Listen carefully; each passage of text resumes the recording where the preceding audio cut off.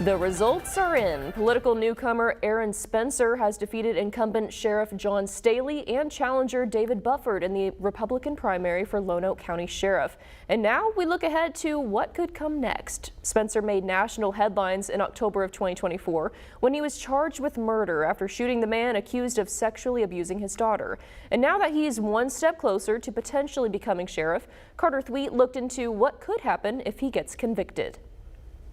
That's right, Brooke. You've probably heard Aaron Spencer's story by now. Like you said, after the man accused of raping his daughter was released on bond, the man allegedly captured the girl again before Spencer chased him down and killed him. He's now running for sheriff, and last night's successful result brings a lot of uncertainty to Lonoke County.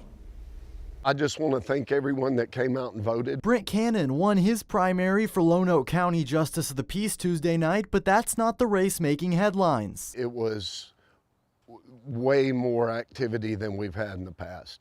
I believe this is my 7th election cycle, and this was by far the toughest. The reason for all that attention and activity is a sheriff's race that's making national news. It became even more complicated when the county clerk resigned just a week before the elections, forcing the quorum court to appoint Eddie Joe Williams just 4 days before the election. We had help. State came in. They were so gracious to, if we had questions. They knew I was new on the job, so they came in and gave us a hand. But now things could get even more interesting. Spencer won with over 50% of the vote, but if he ends up being convicted of second-degree murder, he can't serve as sheriff. If he wins in November, takes office, and then gets convicted, it's pretty simple. If he is convicted and has to be removed from office after the general election, the quorum court would then appoint his replacement to fill the rest of that term. And it's equally simple if he's not guilty. He can become sheriff like anyone else.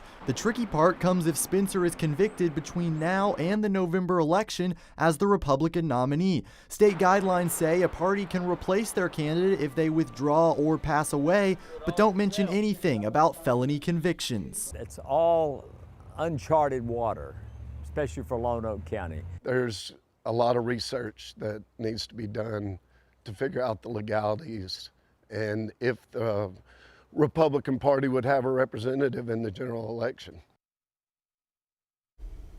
We asked the chair of the Lonoke County Republican Party to outline the process if there's a vacancy. She says that rules set up by the state say there would be a special convention of delegates who would select a new nominee. But the chairperson did go out of her way to point out that after last night's vote, Spencer is the nominee, and there are no plans within the party to change that.